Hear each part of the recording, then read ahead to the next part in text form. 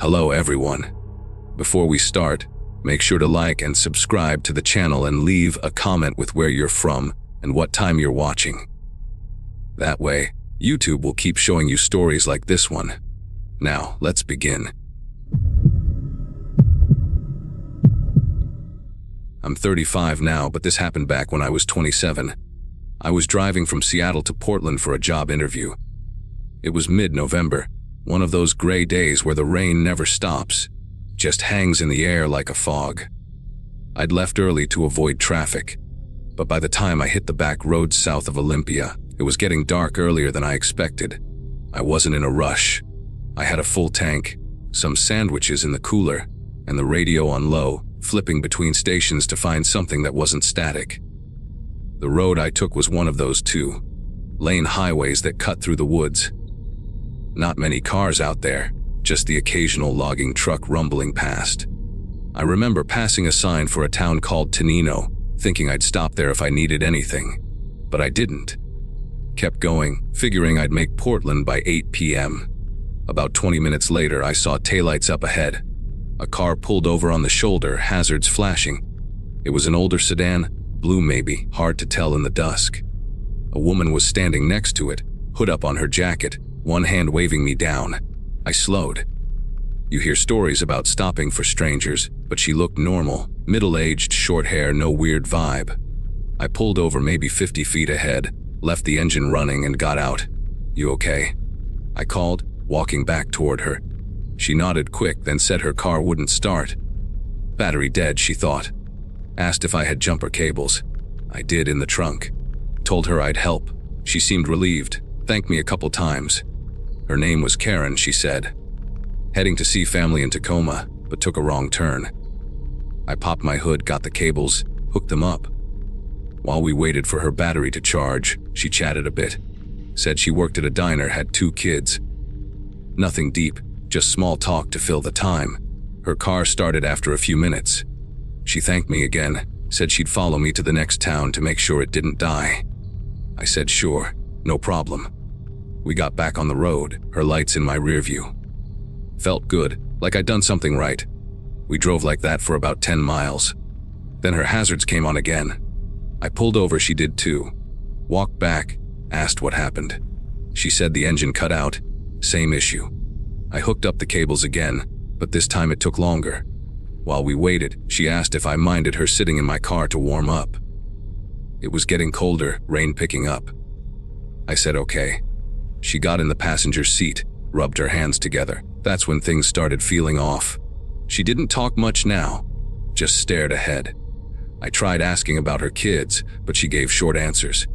Then she said, "You remind me of someone." Didn't elaborate, I let it drop. Her car started eventually. We got going again. But 5 miles later, same thing. Hazards on. I pulled over, starting to get annoyed but not wanting to leave her stranded. Hooked up the cables. This time, she stayed in her car. I stood there in the rain waiting. When it started, she rolled down her window, said thanks, but her voice was different. Flatter, we drove on.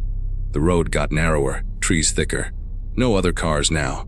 Then, maybe 2 miles later, her lights went out. Not hazards, everything. Just vanished from my mirror. I slowed, looked back. Nothing, like she'd turned off or something. I pulled over, got out, walked back. Her car was there, parked but empty. Door open a crack, no sign of her. I called out, "Karen," no answer. Rain louder now. I looked around, saw a path into the woods, narrow like a trail. Thought maybe she went in there for some reason. Stupid, but I followed it a bit, phone flashlight on. Called again. Nothing. Turned back, figuring I'd call for help once I had signal. Back at the cars, I checked her sedan. Keys still in the ignition. Glove box open, papers scattered. One was a registration. Name on it wasn't Karen. It was Ellen something. Last name blurred from rain. Date was old, like 10 years back. That's when I heard footsteps behind me from the woods. Turned, saw a shape moving between the trees. Not her, taller male maybe. Just an outline, stepping slow. I backed up, got in my car fast, locked doors. Started the engine, pulled away. In the mirror, the shape stopped at her car, stood there. I drove fast after that. No signal on my phone for miles. When I finally got to a gas station in Tenino, I went inside, told the clerk what happened. He listened, then asked for details. When I mentioned the blue sedan, he went quiet. Said there'd been reports like that before. Women flagging down help, cars breaking down over and over. Always on that stretch. Last one was a year ago. They found the car empty. No woman, but tracks leading into the woods. He called the cops for me. I waited, gave a statement. They went out, found the sedan right where I said. Empty. No keys, no papers. Like it'd been wiped. They searched the woods, but rain washed everything away. No sign of her, or the shape I saw. They asked if I touched anything. I said the cables, the hood. They nodded, said they'd check for prints, but nothing came of it. Told me it might be a scam, someone luring drivers in, or worse. Didn't say what worse meant. I made it to Portland that night, but the interview went bad, couldn't focus. Kept thinking about her face in my car, that flat voice, and the shape in the trees waiting. I don't drive that road anymore, stick to interstates. But sometimes, on long trips, I check the mirror more than I should. Wonder if she'll show up again, hazards flashing, needing help one more time. It took me a while to tell anyone. Friends thought I was making it up at first, but I wasn't. I know what I saw, what I heard. The way she kept breaking down, drawing me in deeper each time, like a plan, and that shape. I think it was part of it. Waiting for the right moment. If I'd followed that trail farther, or waited longer at the car, I don't know. Maybe I'd be another report, another empty vehicle on the side of the road. A few months later, I looked it up online. Found forums, people sharing similar stories, not just that highway. Others too. Women who aren't who they say. Cars that die over and over. Shapes in the woods. Some say it's ghosts, repeating something from the past. Others think it's people, working together, picking off drivers who stop too many times. I don't know which it is. Don't care. I just know I got away. But it changed how I drive. Now, if I see hazards, I slow down, but I don't stop. Call it in maybe, but keep going. Because once you pull over, once you hook up those cables, you're in it. And sometimes, the help they need isn't a jump start. It's you. Let me back up a bit. I skipped some parts earlier, the little things that build up. Like the first time her car died again. When I hooked up the cables, I noticed her watching me from her window. Not grateful, just observing. Eyes steady. Didn't blink much. I chalked it up to stress. Second time, when she sat in my car, she asked about my family, where I was from. I answered vague, but she kept pushing. You traveling alone? Yeah, no one knows your route. I said friends did. Lie. She nodded, like that was the answer she expected. Third time, before her lights went out, I saw something in my mirror, her car swerving a little like on purpose. Thought it was the engine. Now I think maybe not. And when I found her car empty, door cracked. Inside, the seat was warm, like she'd just left, but the woods were cold, wet. No footprints on the path, even though the ground was soft. At the gas station, the clerk said more, told me about a guy last year, stopped for a woman, same story. Third time, she vanished. He went looking. Cops found his car later empty, him gone, sedan too, like they both disappeared. Cops didn't tell me that. Probably didn't want to scare me. But the clerk did. Said locals avoid stopping there at night, call it the battery ghost, or something joke. But not really. I think about calling the cops again sometimes. See if they found anything. But I don't. What if they say no? Or worse, what if they found her? Or him? No, better to leave it. Drive on. But if you're out there, on those back roads, and you see a car pulled over, woman waving, think twice. Help if you can, but watch. Because sometimes the breakdown isn't the car. It's the setup, and once you're hooked, it's hard to pull away. I got home after the interview. Slept bad. Dreamed of cables wrapping around me like ropes. Woke up sweating, checked my trunk. Cables still there, wet from rain, but one end looked chewed like something bit it. Probably nothing. Road grit, but I threw them out. Bought new ones. Don't use them much. That's my story. Not sure why I'm telling it now. Maybe to warn someone. Or just get it out. If it sounds crazy, fine. I lived it. And living it means I watch the shoulders now. Hazards flashing. I slow. but I go. Because next time it might not be a jump they want. It might be a pull right into the trees. One more thing. A year later, I got an email. No subject, just a link to a news article. Missing person. Woman named Ellen. Last seen on that highway 12 years ago. Photo looked like her. Karen, or whatever. Email from an address I didn't know. Deleted it. Blocked. But I saved the article. Look at it sometimes. Wonder if she's still out there breaking down, waiting for the next one to stop 3 times. If it's you, don't. Drive on. Call it in later. But don't stop. Not even once.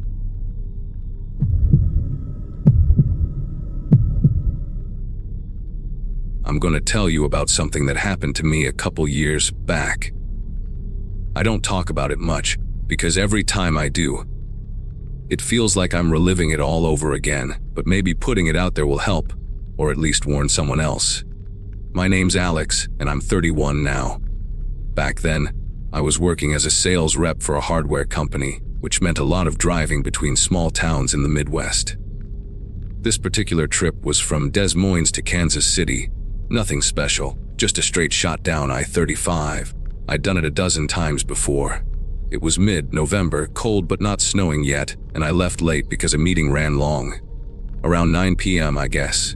I was about halfway through the drive, maybe near a place called Lamoni, when the fog started rolling in. Not the light stuff, but thick. Like you could barely see 10 feet in front of your headlights. The road was empty. Most people avoid driving at night in weather like that, and my radio kept cutting out with static. I slowed down to about 40, gripping the wheel, trying to stay in my lane.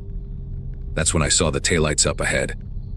A car pulled over on the shoulder, hazards flashing dimly through the fog. At first, I thought about just passing by. You hear stories, you know. But then I saw a figure standing next to it, waving one arm slowly, like they were tired or hurt. I figured it was someone who needed help. Maybe their phone was dead like mine was starting to be with a bad signal. So I pulled over about 20 feet behind them, left my engine running and stepped out. The air was damp and cold, sticking to my face. The person was a woman, probably in her late 40s, wearing a plain coat and jeans. She had short hair, looked soaked from the fog. "Thank you for stopping," she said right away. Her voice was quiet, almost hard to hear over the hum of my car. She told me her name was Linda, and her car had overheated or something. Smoke from the engine, she said. No cell service, no one else had stopped. She asked if I could give her a ride to the next exit, where there was supposedly a gas station. I hesitated for a second, but she seemed normal enough, not pushy. I said, "Sure, hop in, but let's make it quick because of the weather." She grabbed a small backpack from her car and got in the passenger side. As we pulled away, I glanced in the rearview and saw her car fading into the fog. We drove in silence for a minute or two. I asked where she was headed, just to fill the quiet. "South," she said. "Family in Kansas City." Fair enough. But then she started asking questions. Simple stuff at first: what I do for work, if I travel a lot. I answered, kept my eyes on the road. The fog wasn't letting up, and I had to lean forward to see the lines. After a bit, she went quiet again, just staring out the window. I turned the heat up because it was getting colder inside. About 10 minutes in, she shifted in her seat and said, "You ever hear about the accidents around here?" I said no, not really. She nodded like she expected that. There's a stretch of road they call Whispering Mile. People say you can hear voices in the fog, old drivers who crashed years ago. I chuckled a little, thinking it was just small talk, maybe a local legend to pass the time. But she didn't laugh. She just kept staring ahead. "I heard one once," she added. "Sounded like my brother." That made me glance over. Her face was blank, no emotion. I asked what happened to her brother. She paused, then said he died in a wreck on this same highway, back in the 90s. Head-on with a semi. I muttered something like, "I'm sorry," and focused back on driving. The fog was swirling now, almost like shapes forming and breaking apart. We passed a mile marker, and that's when things started feeling off. My radio, which had been static, suddenly crackled with a voice. Not music, but a low murmur, like someone talking far away. I reached to turn it off, but Linda said, Leave it." Her tone was different, sharper. The murmur got clearer, sounding like a man saying, "Turn back, turn back." I figured it was some interference, maybe a CB radio bleeding through. But Linda leaned forward, listening close, like she recognized it. "That's him," she whispered. "My brother." My skin prickled. I asked if she was okay, but she didn't answer. Instead, she started humming softly, some old tune I didn't know. The radio went silent again, and the fog thickened so much I had to slow to a crawl. I tried to change the subject, asked about the gas station. "How far was it?" She said, "Not far now." But we'd been driving for what felt like longer than it should. No signs, no exits popping up. Then she turned to me and said, "Pull over up here." I asked why. "I need to stretch," she said. But there was nothing ahead, just more road. I said we'd stop at the station. She shook her head. "No, here." Her voice had that edge again. I ignored it, kept driving. That's when I noticed her backpack on the floor. It was moving slightly, like something inside was shifting. I thought maybe it was just the car bumping, but no, the road was smooth. I glanced down, and she caught me looking. "Don't worry about that," she said. The murmuring started again, not from the radio this time, but from outside, like wind but with words in it. "Stop. Stop now." I gripped the wheel harder, my heart picking up. Linda smiled for the first time, but it wasn't friendly. "He's calling," she said. "He always does in the fog." I told her to cut it out, that it wasn't funny. She just kept humming. Then the backpack unzipped a little on its own. No, she must have nudged it with her foot. Something poked out, a glove. I thought at first, but it was a hand. A small, pale hand like a child's. My stomach twisted. I slammed on the brakes without thinking, the car skidding a bit on the wet road. "What the hell is that?" I yelled. She didn't flinch, just reached down and zipped it back up. "My son," she said calmly. "He travels with me." I stared at her, the car idling. "Your son? In a backpack?" She nodded. "He died with my brother, but he comes back sometimes. In the faucet." I'd had enough. I told her to get out, but she didn't move. Instead, she locked her door and said, "Drive." The murmuring outside got louder, now like multiple voices, whispering names including mine. How did they know my name? I hadn't told her. Panic hit me then. I unlocked my door, ready to bolt if I had to, but the fog was so thick I couldn't see 2 feet outside. Linda leaned closer. "If you stop, they'll come in." "Who? The others?" she said. "The ones who crashed here." I didn't believe her, but something was scratching at the window now. Faint, like fingernails on glass. I looked, and there were shapes in the fog, outlines of people standing just beyond the headlights. Tall, short, some hunched. One pressed a face to the glass, pale eyes empty. I floored the gas, the car lurching forward. Linda laughed quietly. "You can't outrun them." We sped through the fog, voices fading but not gone. I swerved around what looked like a figure in the road, but it vanished when my lights hit it. Linda kept talking, telling me stories about the crashes of family in '82, a trucker in '85, all pulled over in the fog, never seen again. "They whisper to you," she said, "make you stop." Was she one of them? I didn't ask. I just drove, praying for an exit. Finally, after what felt like hours but was probably 20 minutes, the fog started thinning. A sign appeared, "Rest area, 1 mile." I aimed for it, pulling off as soon as I could. The lot was lit, a few trucks parked, real lights cutting the dark. I stopped the car and turned to her. "Get out." She smiled again, grabbed her backpack, and stepped out without a word. As she walked away, toward the trees at the edge of the lot, I saw the backpack bulge, like something inside was moving. I locked the doors and watched until she disappeared. The voices were gone. The fog lifted completely within minutes. I sat there for an hour, engine running, until a trucker knocked on my window asking if I was okay. I told him a little, but he just nodded like he'd heard similar things. "That stretch is bad," he said. "People go missing." I drove the rest of the way to Kansas City without stopping, arrived around 3 a.m., crashed at a motel. The next day, I looked up accidents on that part of I-35. There were dozens over the years, many in fog, cars found empty on the shoulder. One story from the '90s, a brother and sister, in-law, with her young son, crashed into a semi. Name's match brother was named something common, but the woman was Linda. They all died. No bodies recovered for the kid. Said he might have wandered off injured, but never found. I don't know what I picked up that night. A ghost. Someone playing a sick game, or maybe the fog just messes with your head. But I hear whispers sometimes when I drive alone, especially in bad weather. Faint, like they're waiting for me to pull over. I don't anymore. I keep going no matter what. If you're out there on those empty roads and you see someone in the fog, just keep driving. Trust me.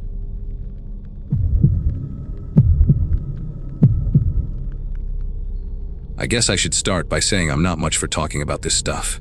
Name's Alex, 35 now. Work as a mechanic in a small shop outside Tulsa. Back then, I was 29, fresh out of a dead-end job in Kansas City, and I'd decided to take a road trip to clear my head. Nothing fancy. Just me, my old Chevy pickup, and a plan to drive down through Oklahoma and maybe into Texas, see some sights, visit an old buddy in Amarillo.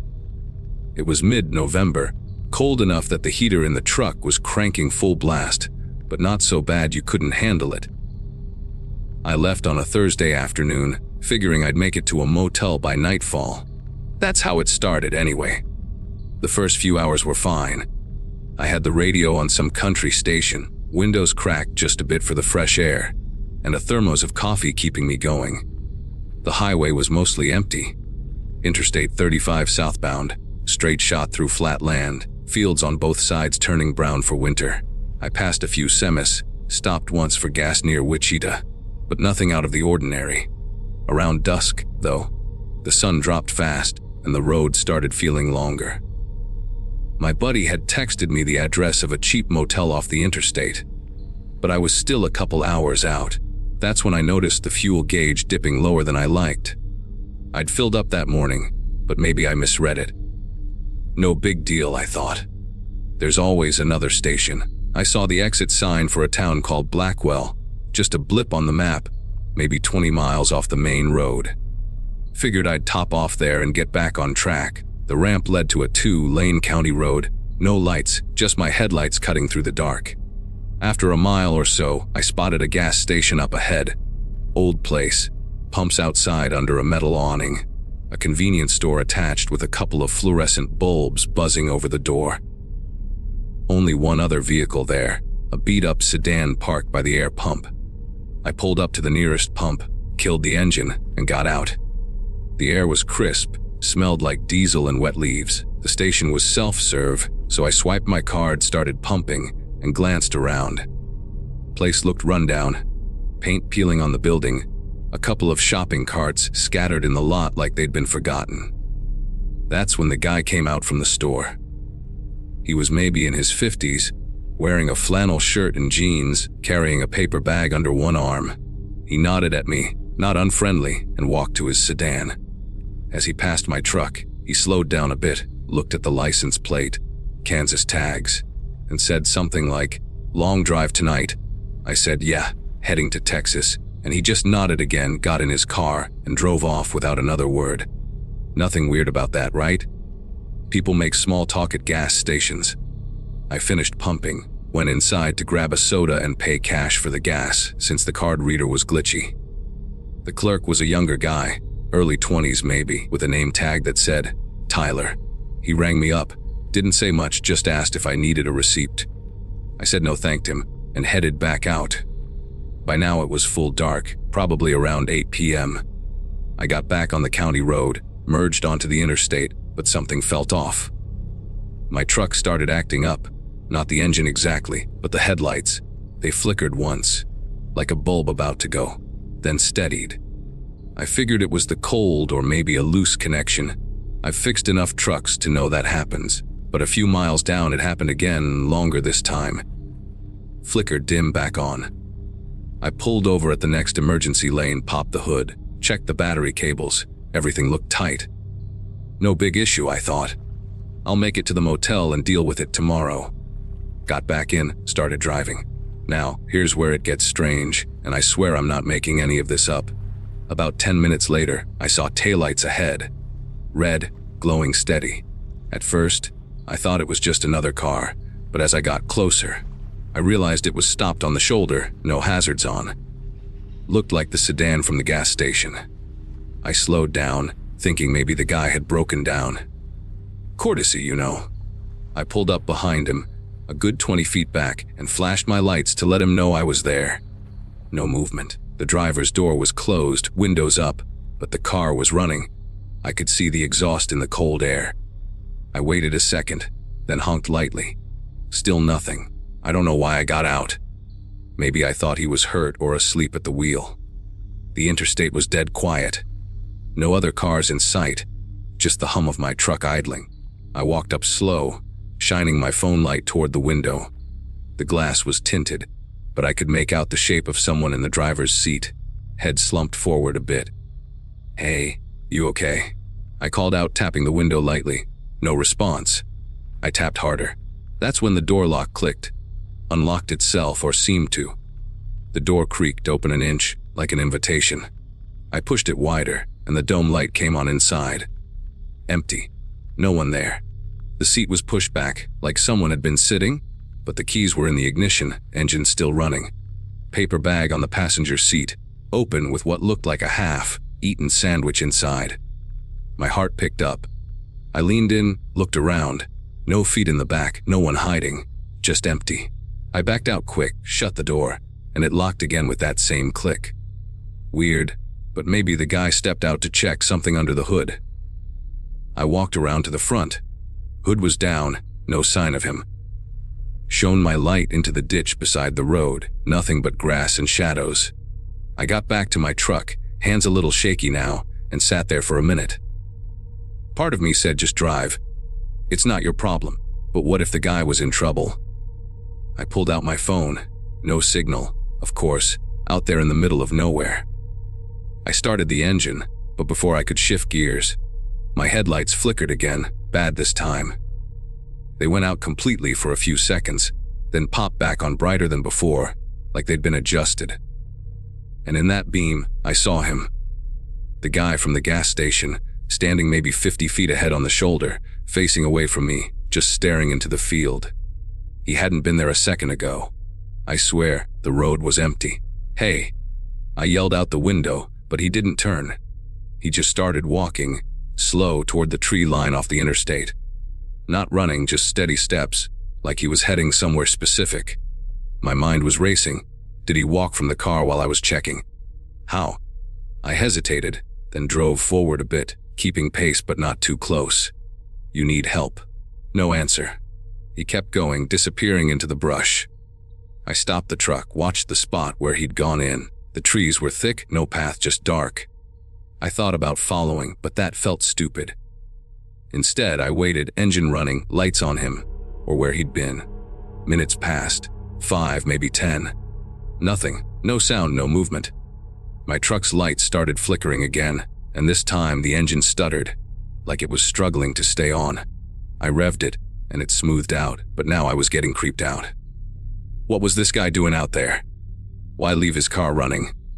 I decided to check the sedan one more time. Got out, walked back. Still empty, still running. I reached in, turned the key off, silence. That's when I noticed the radio was on low volume. Static, mostly, but a voice cutting through every few seconds. "Stay on the road. Don't follow." Faint, like a garbled message. I turned it off, grabbed the keys, and pocketed them. Figured I'd leave a note or something, but no paper. Just drove off, leaving the sedan there. Told myself I'd call the state patrol from the next town. But as I pulled away, my rear view showed something. The guy, back on the road now, standing right where his car had been, watching me go. He hadn't come out of the trees, he was just there. I hit the gas, heart pounding, and didn't look back. The interstate stretched on, but now every shadow felt like it was moving. My truck kept flickering. Headlights, dashboard, even the radio turning on by itself. Same static voice. "Don't stop." I must have driven 30 miles like that, white, knuckled, before I saw lights ahead. A diner off the exit, open late. Pulled in, parked under the brightest floodlight, and just sat there breathing. Inside, I told the waitress about it. Sounded crazy even to me. She nodded like she'd heard similar. Said that stretch of road had stories. People vanishing, cars found empty. Called the highway patrol from the payphone. They said they'd check it out. I waited till morning, but when I went back with them, nothing. No sedan. No guy, no tracks in the dirt. Like it never happened. They figured I was tired, maybe saw wrong. But I know what I saw. Those keys. Still in my pocket, with a tag that says, Blackwell Gas. Tried to return them later. No station by that name anymore. Shut down years ago. I made it to Amarillo eventually, but the rest of the trip was tense. Every empty car on the shoulder, every flicker in my lights. I'd slow down but never stop. Been 5 years now, and I still drive that road sometimes for work. Never pick up strays, never stop at night if I can help it. But sometimes late, when the radio statics up, I hear that voice again. Don't follow. Makes me wonder if he was trying to warn me or lead me somewhere. I don't know. All I know is, that night changed how I see the road. It's not just asphalt and lines. It's full of things that don't add up, things that wait for you to notice. And if you're out there driving alone, listen to the static. Sometimes it's trying to tell you something before it's too late.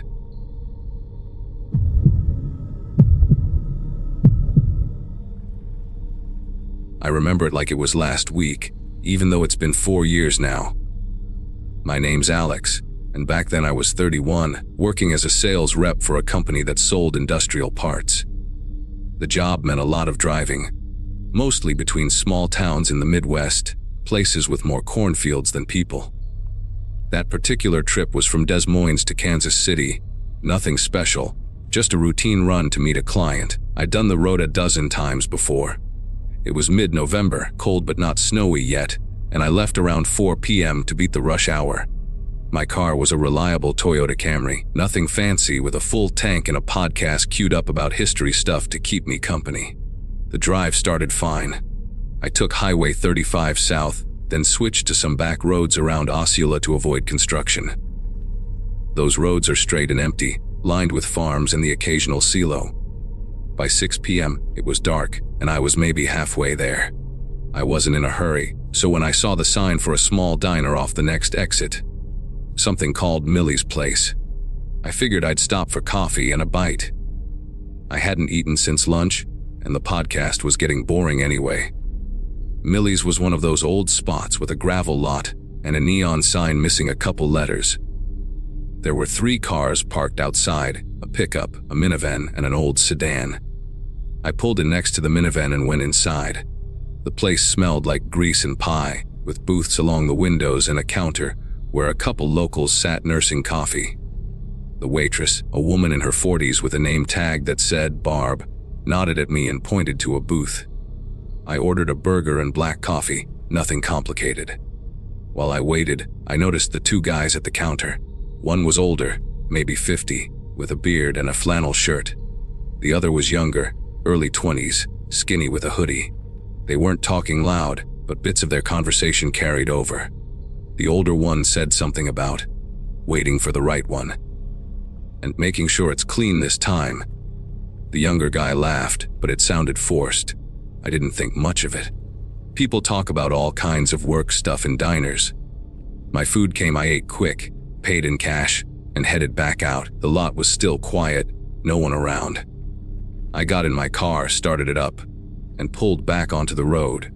That's when I first noticed the headlights behind me. It was the pickup from the lot, but I figured they were just leaving too. The road after the diner was darker, no streetlights, just my headlights cutting through the black. The pickup stayed behind me, not too close at first, maybe a couple car lengths. I was going about 55, the speed limit, and they matched me, no big deal. Lots of people drive the same speed on these roads. But after 5 minutes, they got closer. Their high beams flicked on, lighting up my whole car. I tapped my brakes to let them know, but they didn't back off. Instead, they edged even nearer, like they were trying to see inside. I sped up a little to 60, then 65. They did too. That's when I started feeling uneasy. Why tail someone like that?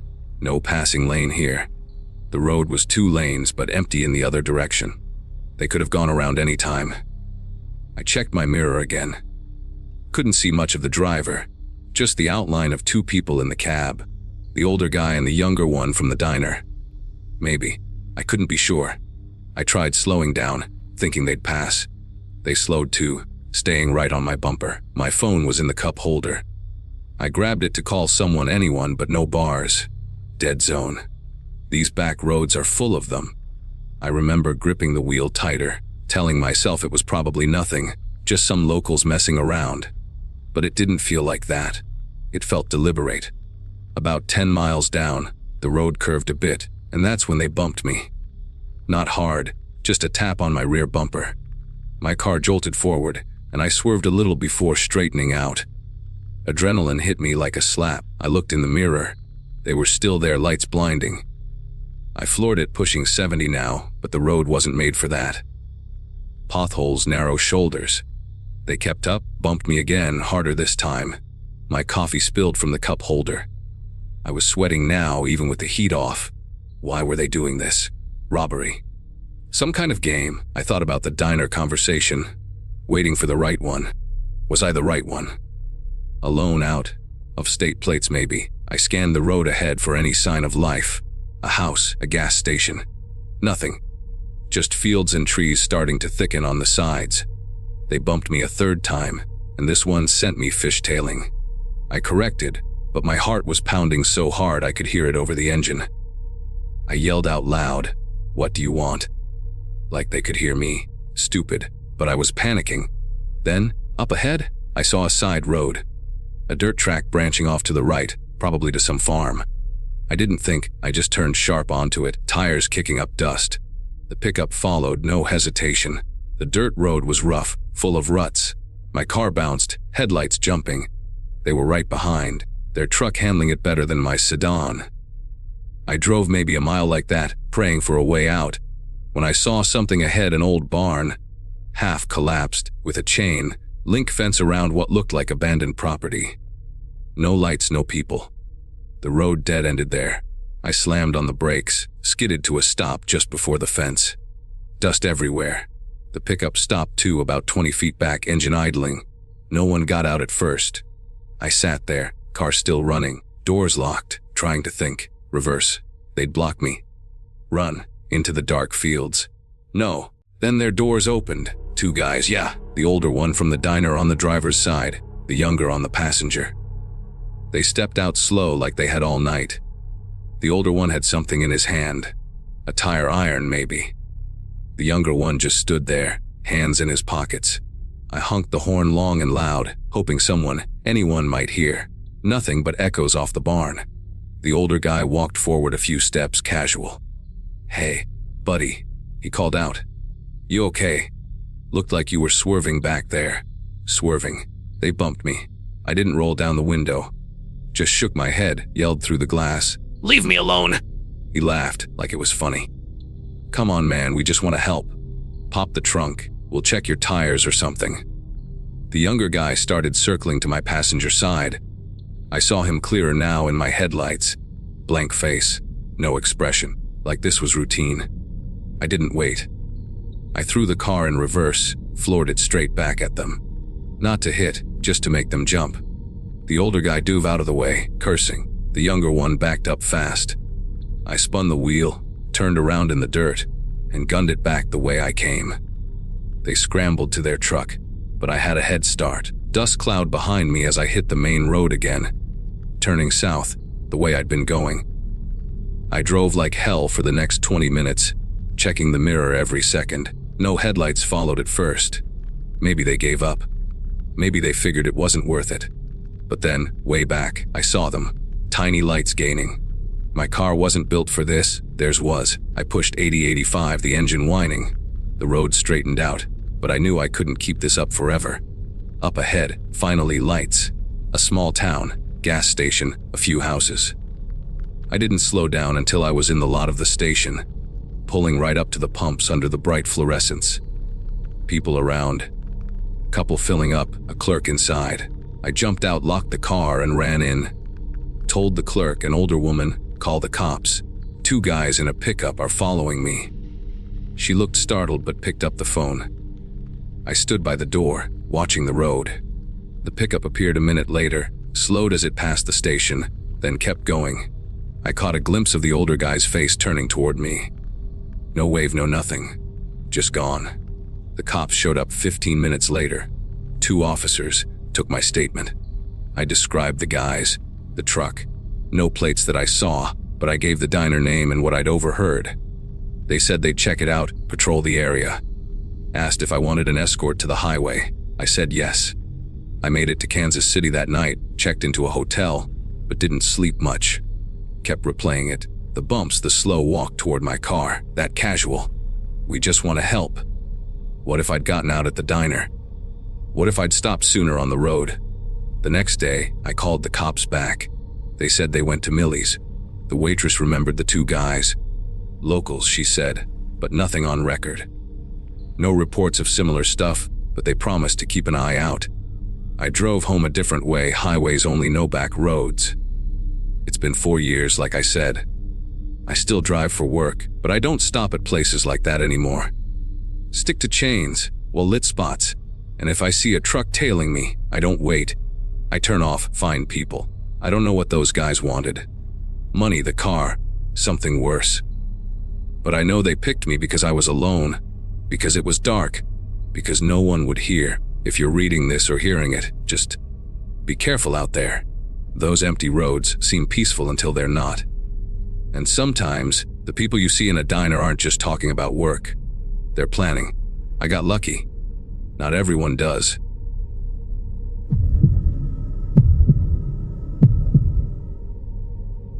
I was 31 when this happened, back in the summer of 2022. I just quit my job at a warehouse in Phoenix, after dealing with a boss who treated everyone like dirt. I figured I'd drive up to Seattle to stay with my brother for a bit, clear my head, maybe find something new. The trip was supposed to take about 3 days if I didn't push it too hard. I had my old Toyota Camry, packed with a couple bags of clothes, some snacks, and a cooler in the back. Nothing fancy. I left around noon on a Thursday, planning to hit motels along the way. The first day went fine. I made it through Arizona and into California without any issues. Stopped for gas a few times, listened to some old podcasts. But on the second day, somewhere north of Sacramento, I decided to take a shortcut. The highway was backed up with construction, and my GPS suggested this side road through the hills. It looked shorter, maybe save an hour. I didn't think much of it. The road was paved at first, then turned to gravel, winding through thick trees. Pines mostly, the kind that block out a lot of light even in the afternoon. It was around 4 p.m. when the car started acting up. At first, it was just a slight rattle under the hood, like something loose. I ignored it, figured it was the rough road. Then the engine coughed and the whole thing died. No warning lights, no smoke, just stopped. I coasted to the side, which wasn't much of a side, just a narrow pull off with dirt and rocks. I tried starting it again. Nothing. Turned the key a few times, checked the battery cables. Looked fine. I popped the hood, but I'm no mechanic.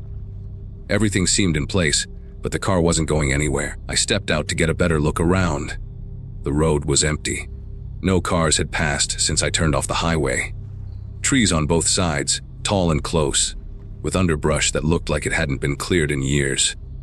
I checked my phone, no signal. Not even one bar. I remember standing there, kicking a rock, thinking I'd have to walk back toward the main road. It couldn't be more than a couple miles. The sun was still up, but it was getting that golden slant, like evening was coming on. That's when I heard the first sound. Not loud, just a low hum, like an engine far off. I waited, hoping it was someone coming my way. The hum got closer, then I saw a truck round the bend ahead. Old Ford, rusted blue, with a bed full of tools and tarps. It slowed down as it approached, and the driver, a guy in his 40s maybe, leaned out the window. He had a beard, worn flannel shirt, looked like someone who worked outside a lot. "Need help?" he asked. I told him the car died, no idea why. He pulled over in front of me, got out, and came over to look under the hood. Didn't say much at first, just poked around. After a minute, he straightened up and said, "Fuel pump, probably. These older models go out sometimes." I asked if he could give me a ride to the nearest town. He nodded, said there was a mechanic about 10 miles up the road. His name was Dale. No last name, just Dale. He seemed normal enough, so I grabbed my wallet and phone, locked the car, and climbed into his truck. The cab smelled like oil and stale coffee. There was a thermos on the seat and some wrappers on the floor. We drove for a bit in quiet. I tried making small talk, asked if he lived around here. He said yeah, had a place off the road a ways. Worked logging, sometimes fixed things for people. The road kept winding, getting narrower. I noticed we weren't heading back toward the highway. We were going deeper into the hills. I mentioned it, casual-like. He said the mechanic was this way. Shorter route. I didn't push it. My phone still had no signal. After about 15 minutes, he turned off onto a dirt path I hadn't noticed before. It was bumpy, branches scraping the sides. I asked where we were going. He said the mechanic's shop was at his place, that he did side work. Saved money that way. I felt a knot in my stomach then, but I told myself it was nothing. People in rural areas do that kind of thing. We pulled up to a clearing. There was a small house, more like a cabin, with a shed next to it. A couple other vehicles parked around, an old van, a motorcycle under a tarp. No sign of a shop, just tools scattered on a workbench outside the shed. Dale got out, said to come in, he'd take a look at what parts he had. I hesitated, but followed. The inside of the cabin was dim, one lamp on, kitchen table with some dishes piled up. He offered me a beer from the fridge. I said no thanks, just water. He shrugged and grabbed one for himself. While he went to the shed, I stood by the window looking out. That's when I saw movement near the trees. At first, I thought it was an animal, maybe a deer.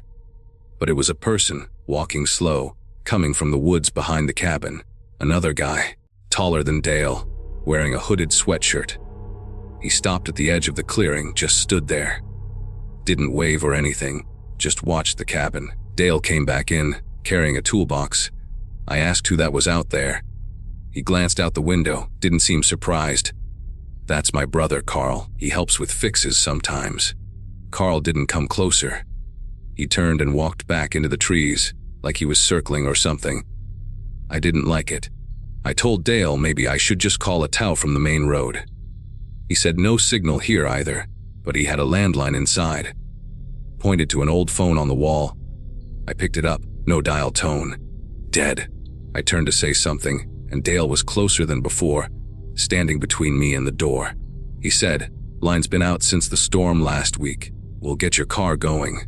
His voice was the same, but something in his eyes shifted, like he was waiting for me to react. I played it cool, said I'd wait outside. He nodded, but followed me out. In the shed, he started pulling parts off a shelf. I glanced around, wrenches, chains, a couple gas cans, and then I saw it, half hidden under a tarp in the corner, a license plate. It looked familiar, like one I'd seen on the news a few months back. Some missing person case from California, a hiker or something. I couldn't remember details, but the plate number stuck in my mind because it was from my home state. My heart started pounding. I backed up a step, said I forgot something in the truck. Dale didn't stop me, just kept sorting parts. I walked to the truck, casual, opened the door like I was grabbing my phone. But instead, I climbed in, shut the door quiet, and checked for keys. They were still in the ignition. I turned it, and the engine started. Dale looked up from the shed, started walking over, not running, just steady. I threw it in reverse, backed up fast, almost hit a stump. He shouted something, but I didn't hear. I spun the truck around, dirt flying, and gunned it down the path. In the rear view, I saw him standing there, then Carl stepping out from the trees, both just watching. No chase, no nothing, like they knew the path was the only way out. The path seemed longer going back. Branches whipped the windows. I kept expecting them to block the road ahead, but it was clear when I hit the gravel road again. I turned toward what I thought was the highway. Drove maybe 5 miles before I saw another car coming the opposite way. I flagged them down, a family in an SUV.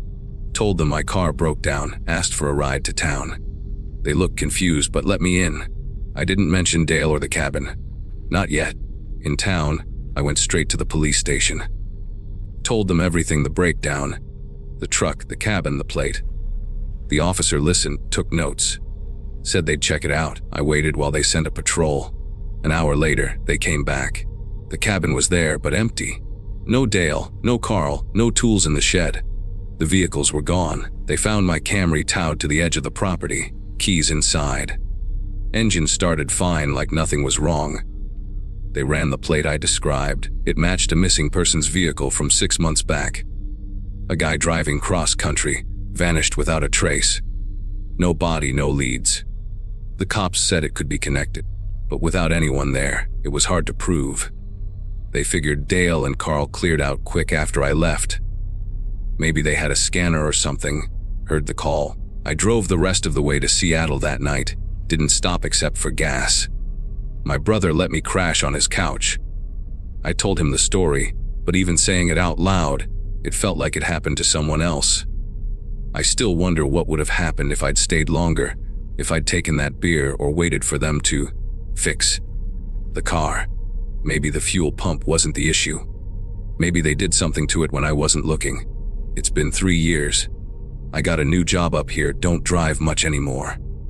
But sometimes, on quiet nights, I think about that hum of the truck approaching and how close I came to not making it out. If you're reading this and your car dies on a back road, think twice before accepting help. Sometimes the people who show up aren't there to fix things. They're there because they planned it that way. That wasn't the end, though. A few months after I got to Seattle, I got a call from the police back in California. They found the blue truck abandoned in a ravine off another side road. Inside, tools, tarps, and some personal items that matched other missing cases. No bodies, but enough to link it to at least 3 disappearances. Dale and Carl's real names were different. Brothers with records for assault, theft. They'd been living off the grid, preying on drivers who took shortcuts. They never caught them. Last sighting was heading north, maybe toward Oregon. I check the news sometimes, see if anything turns up. Nothing yet. But I know they're out there, waiting for the next breakdown, the next person who trusts too easy. If I hadn't grabbed those keys, if I'd hesitated, I don't like to think about it, but I do. Every time I hear gravel under tires, I remember. And I keep driving careful, signal or no signal. You never know who's listening for that engine to die.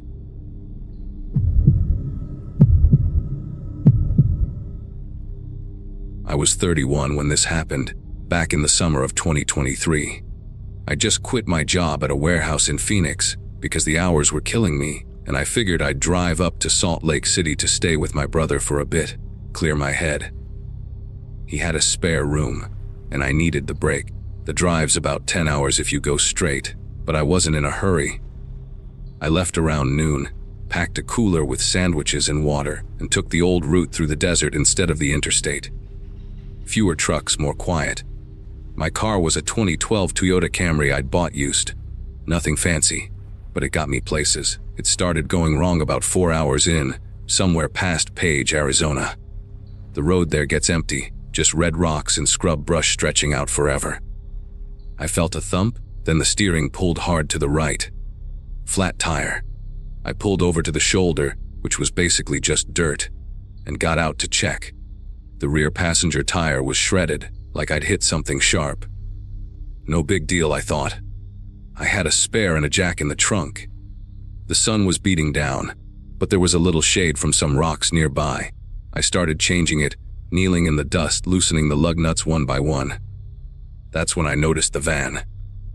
It was white, older model, maybe a Ford Econoline, parked about 100 yards back on the opposite side. I hadn't seen it when I pulled over. The windows were tinted dark, and it just sat there, engine off. No one got out. I figured maybe they were having lunch or something, but it bugged me a little. I kept working, got the flat off, and rolled the spare over. Sweat was dripping into my eyes. Every few minutes, I'd glance back. The van hadn't moved.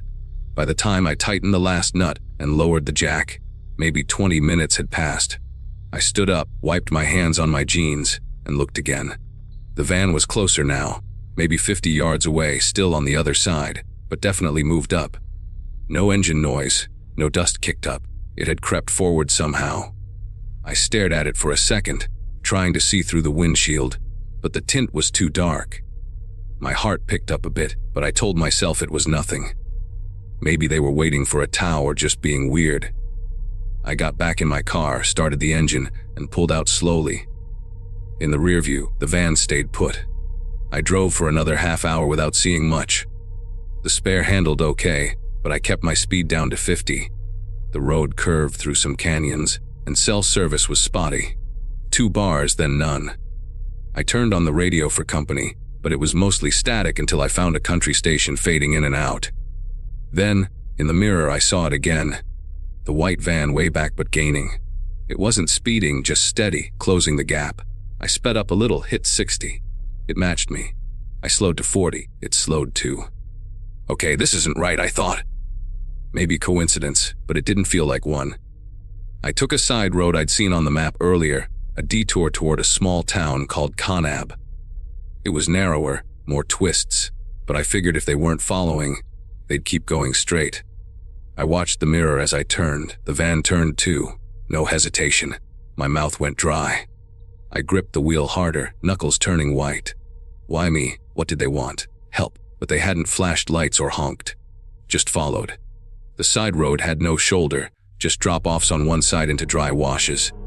I pushed the speed to 65, but the spare started vibrating. Bad idea. I eased off. The van was closer now, maybe 20 car lengths back. I could see the outline of 2 people in the front seats, but no details, driver and passenger, heads not moving much. I tried my phone, no service. I thought about stopping, confronting them, but that seemed stupid. Alone out here, no weapon except a tire iron in the trunk. Keep driving, I told myself. Get to town. Conab was supposed to be 15 miles away, but the road felt longer. The van got even closer, tailgating now, maybe 10 feet off my bumper. I could hear its engine humming over mine. Then it bumped me. Not hard, just a tap, but enough to jolt the car forward. I swerved a little, corrected. What the hell? I hit the horn long and loud. No response. Another bump, harder this time. My cooler tipped over in the back seat, sandwiches spilling out. Panic set in. I floored it, spare be damned. The van kept up easily. Up ahead, I saw a pull-off, a wide spot for scenic views. I thought maybe I could turn around there, head back the way I came. But as I approached, the van sped up, pulled alongside me. The passenger window rolled down halfway. I glanced over. The guy in the passenger seat was staring right at me. Bald, sunglasses, no expression. He didn't say anything, just pointed ahead, like telling me to pull over. No way. I braked hard instead. The van shot past me. I yanked the wheel, tried to U-turn, but the road was too narrow. Tires skidded on gravel. I ended up half in the ditch, engine stalled. The van stopped maybe 30 yards ahead, reversed toward me. Doors opened. 2 guys got out, both big, wearing jeans and hoodies. One had a crowbar in his hand. They walked toward me, not running, just walking like it was no big deal. I twisted the key. Engine coughed, didn't start. Again, nothing. The guys were closer, 20 yards. I locked the doors, but that wouldn't help if they smashed the window. 3rd try. The engine caught. I threw it in reverse, backed out of the ditch, spinning wheels. The guys started running now. I shifted to drive, floored it right at them. They jumped aside. I clipped the van's mirror as I passed, heard metal scrape. Didn't stop. I drove like that for miles, checking the mirror every second. The van appeared behind me again, faster this time, headlights flashing. They were mad now. I took every turn I could, but the roads out there looped back eventually. My phone still had no signal. The spare was wobbling bad, but I couldn't slow down. They bumped me again, harder, trying to spin me out. I held the wheel straight, but the car fishtailed. Up ahead, I saw a sign for a ranger station. Closed, but maybe a phone or something. I turned sharp into the lot, skidded to a stop by the building. Jumped out, ran to the door, locked. The van pulled in behind me, blocking the exit. Guys got out again. I ran around the back of the station looking for anything, a window, a tool shed. There was a payphone on the wall, old and dusty. I grabbed it, no dial tone.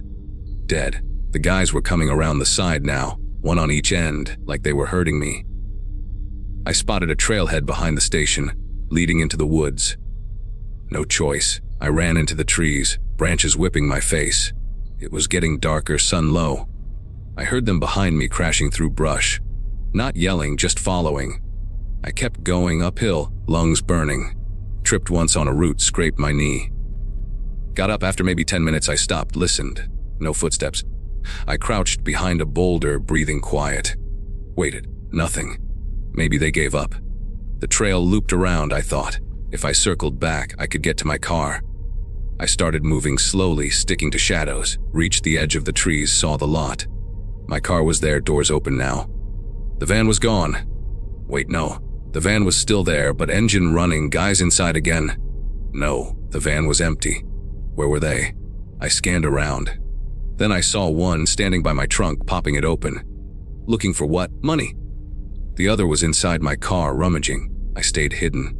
After a minute, they both got back in the van, drove off slow, like they were scanning the road. I waited another 20 minutes in the trees, making sure. No sign of them, crept back to my car. Doors ajar, glove box open, cooler dumped. They took my wallet, phone charger, but left the keys in the ignition. Weird started the engine, pulled out fast, headed toward Kanab again. The spare held barely. Reached town around dusk, pulled into the first gas station. Told the clerk what happened, asked to use the phone, called the cops. Sheriff's deputy came quick. I gave him the story, described the van, the guys. He nodded, took notes, said there'd been reports lately. Guys in a white van targeting lone drivers, faking breakdowns or causing them. Flat tires from spikes they throw on the road. They rob, sometimes worse. A couple folks gone missing last month, cars found empty. He thought my flat was from that. Said I was lucky. Most don't get away once they stop. They never caught them, far as I know. I got a new tire in town. Drove straight to my brother's that night, no stops. Still think about it on drives. What if I hadn't noticed the van moving closer? What if the engine didn't start that third time? I check my mirrors more now, avoid side roads. It's not paranoia, it's just how it is after something like that. If you're out there driving alone, especially at dusk, keep moving. Don't stop unless you have to. You never know who's watching from the side of the road.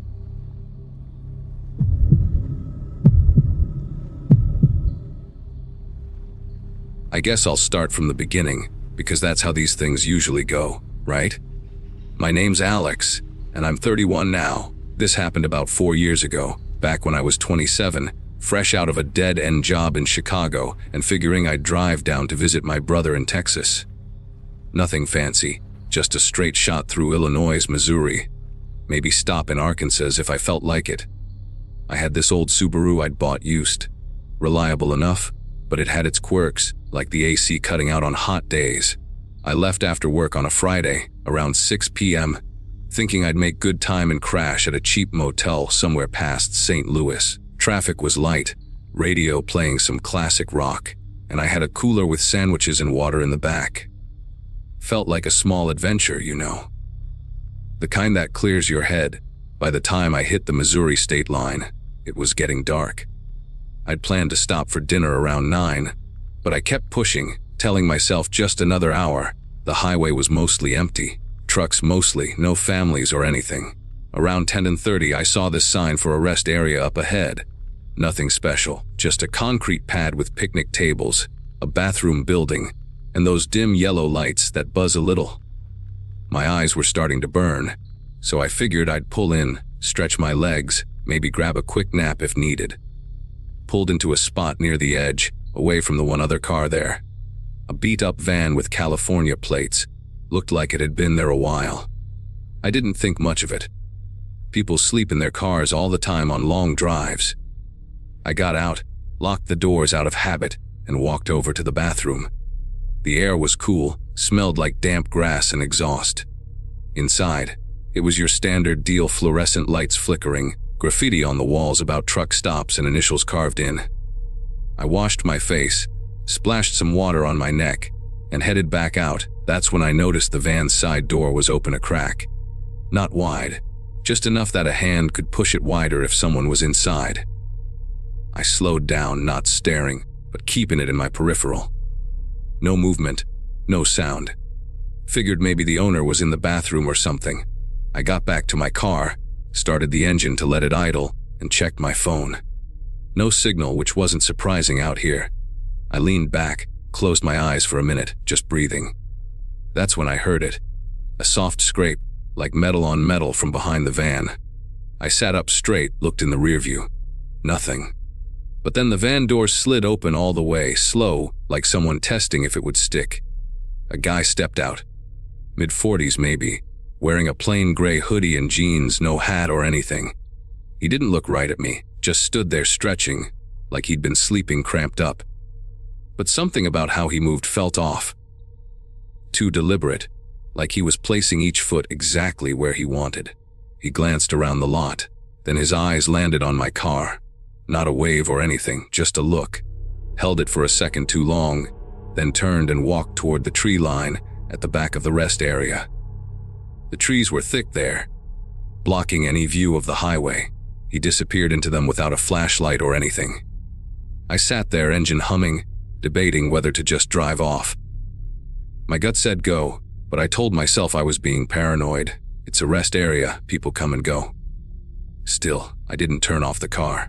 Waited maybe 5 minutes, no sign of him coming back. The van door was still open, light from inside spilling out a little.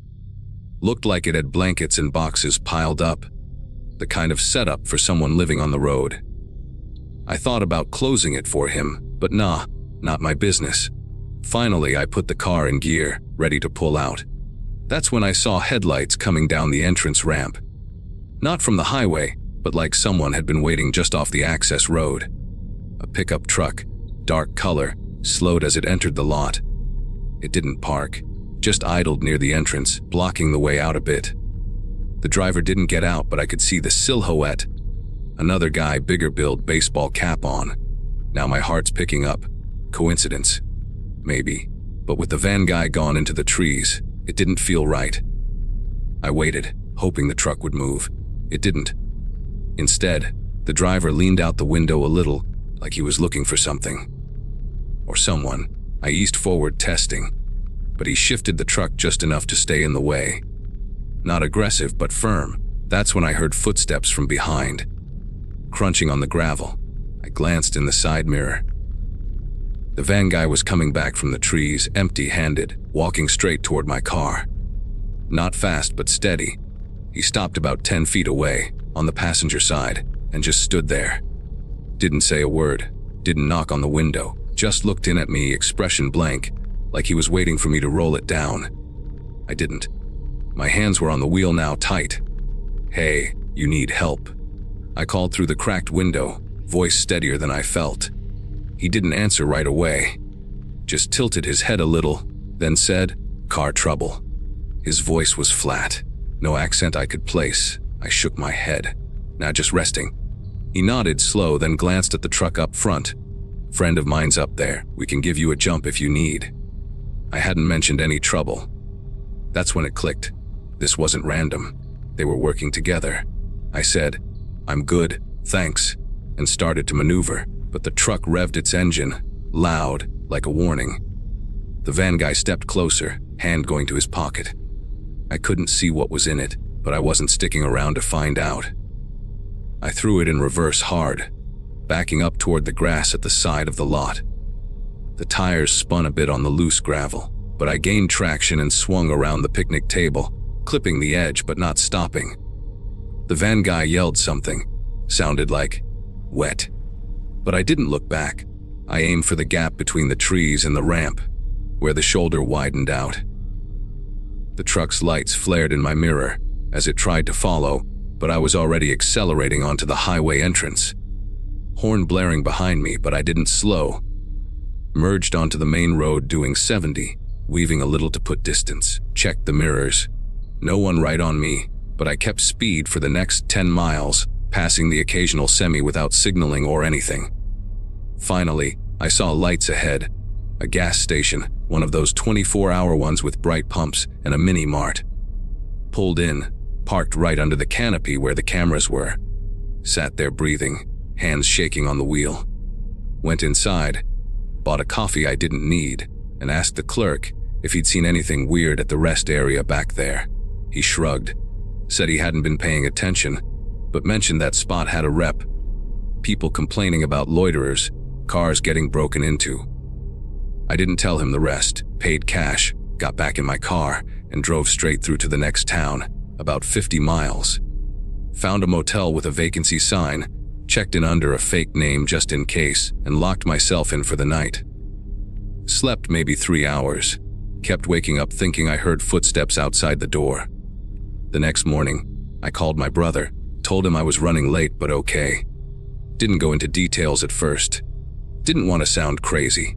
But later, when I got to Texas, I looked it up. Turns out that rest area had been closed for maintenance a few months back, but signs were down, so people still used it. There were reports online, forums, mostly, about similar stuff. Drivers getting approached by pairs of guys, vans and trucks, asking about car trouble when there wasn't any. One post from a year earlier said a woman had her purse stolen after letting someone check her engine. Another mentioned a guy who felt followed for miles after leaving. Cops had patrolled it more after that, but nothing stuck. No arrests, no descriptions that matched exactly. I reported it anonymously to the state police hotline when I got home. Gave them the van's plates. I'd snapped a quick photo before pulling out. Smart move on my part. They said they'd look into it, but I never heard back. Probably just drifters, they figured, or maybe something worse, doesn't matter. What sticks with me is how normal it all started. Just a tired drive, a quick stop. If I'd pulled into a different spot, or if I'd gotten out to close that van door, or even hesitated when that guy approached. I don't know. Could have ended different.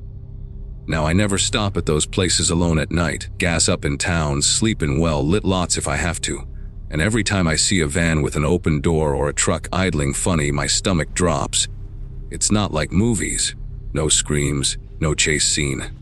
Just two guys who knew how to play it cool until they didn't have to. Makes you wonder how many times that rest area sees something go wrong, and no one notices.